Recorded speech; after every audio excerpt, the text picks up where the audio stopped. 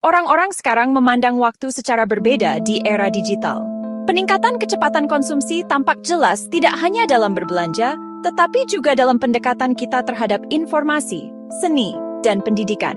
Opsi percepatan yang ditawarkan oleh pemutar video mungkin tampak seperti kemudahan kecil pada awalnya, tetapi sebenarnya mengubah cara orang belajar, koneksi mereka dengan seni, dan kebiasaan budaya mereka. Banyak orang menggunakan mode ini untuk mengonsumsi lebih banyak konten dan mendapatkan lebih banyak informasi dalam waktu yang lebih singkat. Namun, apakah kebiasaan ini selalu bermanfaat atau kadang-kadang membawa kita pada permukaan tanpa kita sadari? Penggunaan mode percepatan sangat umum di dunia pendidikan. Sebagian besar mahasiswa lebih suka menonton video kuliah dengan kecepatan 1,5i atau 2x. Ini mencegah pemborosan waktu selama bagian yang diulang dan memungkinkan mereka memahami lebih banyak topik dalam waktu singkat selama periode sibuk. Percepatan menawarkan keuntungan besar, terutama saat membuat catatan atau mengulang topik yang sudah dikenal. Namun, kemudahan ini memiliki batasnya. Otak manusia tidak dapat memproses informasi di luar kecepatan tertentu. Kuliah yang ditonton dengan kecepatan 2x dapat berubah menjadi bombardir informasi bagi sebagian mahasiswa. Meskipun tampak praktis dalam jangka pendek, dalam jangka panjang membuat pembelajaran yang permanen jadi lebih sulit. Percepatan terutama dapat meningkatkan distraksi pada anak-anak dan remaja. Yang penting di sini adalah penggunaan yang sadar. Jika kecepatan yang masuk akal seperti normal atau hingga 1,25x dipilih saat mempelajari hal baru, kedalaman pemahaman terjaga. Ketika mengulang atau pada detail topik yang sudah dikuasai, kecepatan dapat dinaikkan untuk menghemat waktu. Dengan demikian, jika mode percepatan digunakan secara sadar, ia menjadi alat yang kuat untuk mendukung pembelajaran.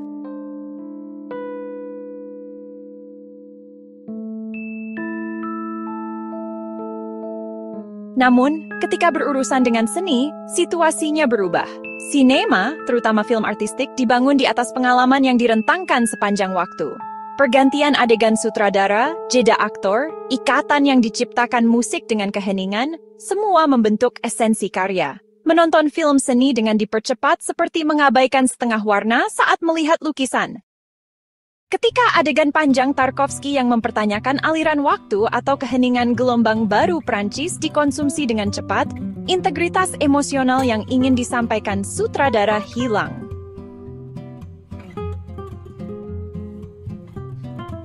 Memang, beberapa penonton mungkin ingin memahami cerita lebih cepat, tetapi jiwa seni sering tersembunyi dalam detail. Maka, untuk film artistik, percepatan menghadirkan kepermukaan bukan kedalaman. Ini menimbulkan pertanyaan. Di masa depan, apakah para sutradara akan membentuk karya mereka sesuai preferensi kecepatan penonton atau tetap setia pada ritme seni? Situasi serupa terjadi pada film dokumenter. Suara alam, detail situs bersejarah, narasi saksi yang perlahan sebenarnya menawarkan perjalanan bagi penonton. Ketika kita dengan cepat mengonsumsi kehancuran perang atau kehalusan peradaban, kita hanya mendapatkan informasi tetapi kehilangan rasa yang diciptakan informasi itu. Terutama dalam dokumenter alam, ketika dipercepat, gerakan hewan menjadi artifisial, suara kehilangan keasliannya, dan kapasitas empati menurun.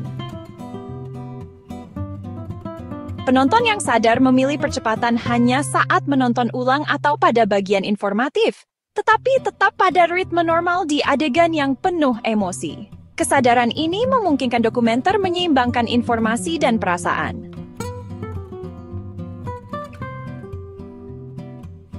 Percepatan telah menjadi semakin umum dalam serial TV, drama Korea populer, telenovela Amerika Latin, atau produksi drama barat sering ditonton dengan kecepatan lebih tinggi oleh penonton. Banyak yang menggunakan metode ini untuk melewati adegan yang tidak perlu. Ini juga tercermin pada pekerjaan produser. Penulis naskah sekarang cenderung menyampaikan cerita lebih cepat, mengurangi kedalaman drama. Bahkan, adegan panjang yang merupakan bagian dari kode budaya ikut tergerus bersama dengan tuntutan kecepatan ini. Di sini, penggunaan yang sadar kembali membuat perbedaan. Percepatan berguna untuk adegan yang panjang tapi berulang. Tetapi jika ritme normal dijaga pada bagian emosional dan budaya yang mendalam, waktu tetap bisa dihemat dan esensi karya tidak hilang.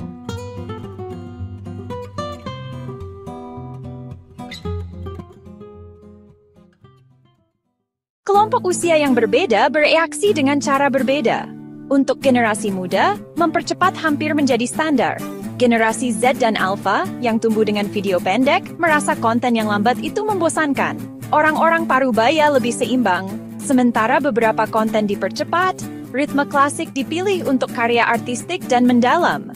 Untuk generasi tua, percepatan lebih sering menciptakan kesulitan daripada manfaat karena membuat pemahaman semakin sulit. Ini menimbulkan pertanyaan, akankah percepatan menciptakan kesenjangan budaya yang lebih besar antar generasi di masa depan?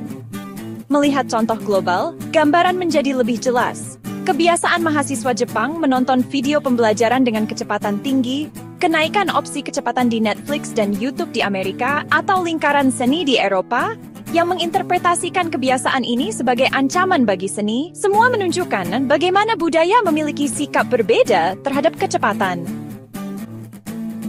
Beberapa masyarakat tertarik dengan kecepatan, sementara yang lain berusaha mempertahankan nilai kelambatan.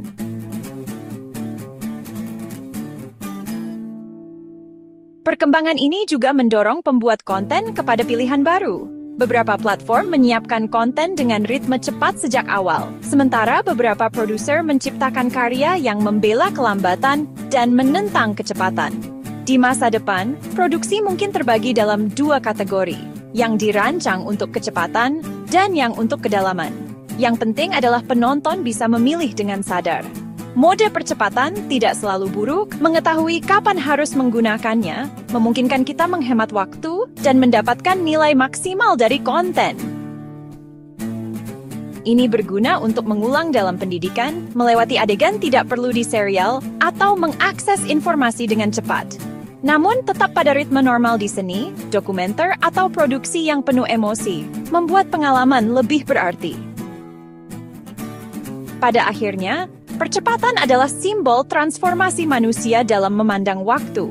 Orang ingin mengonsumsi lebih banyak konten dalam waktu yang lebih singkat, tetapi berisiko kehilangan kedalaman persepsi sebagai gantinya.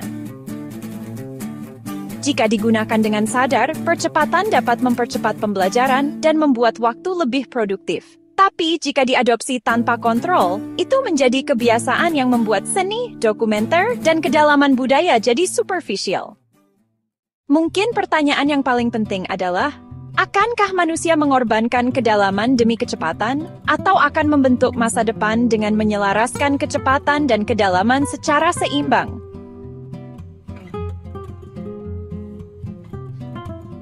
Jika digunakan dengan sadar, percepatan dapat mempercepat pembelajaran dan membuat tuh lebih produktif. Tapi jika diadopsi tanpa kontrol, itu menjadi kebiasaan yang membuat seni, dokumenter, dan kedalaman budaya jadi superficial. Di masa depan, produksi mungkin terbagi dalam dua kategori, yang dirancang untuk kecepatan dan yang untuk kedalaman. Yang penting adalah penonton bisa memilih dengan sadar. Mode percepatan tidak selalu buruk, mengetahui kapan harus menggunakannya memungkinkan kita menghemat waktu dan mendapatkan nilai maksimal dari konten.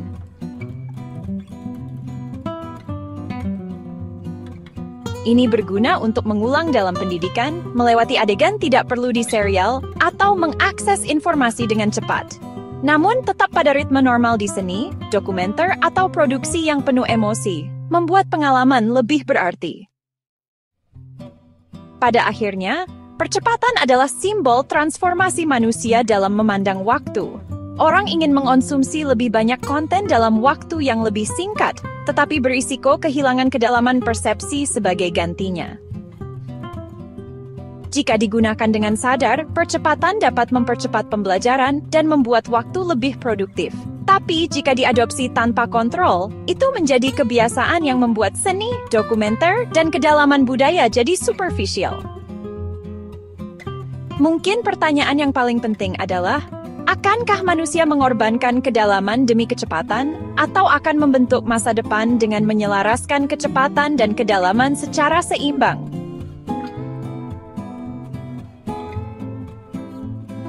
Jika Anda merasa konten video ini menarik, jangan lupa untuk like dan subscribe channel saya. Di bidang apa saja Anda menggunakan mode percepatan? Bagikan pendapat Anda di komentar dan ikut diskusi.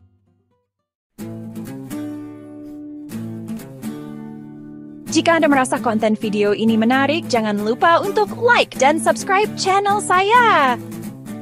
Di bidang apa saja Anda menggunakan mode percepatan? Bagikan pendapat Anda di komentar dan ikut diskusi.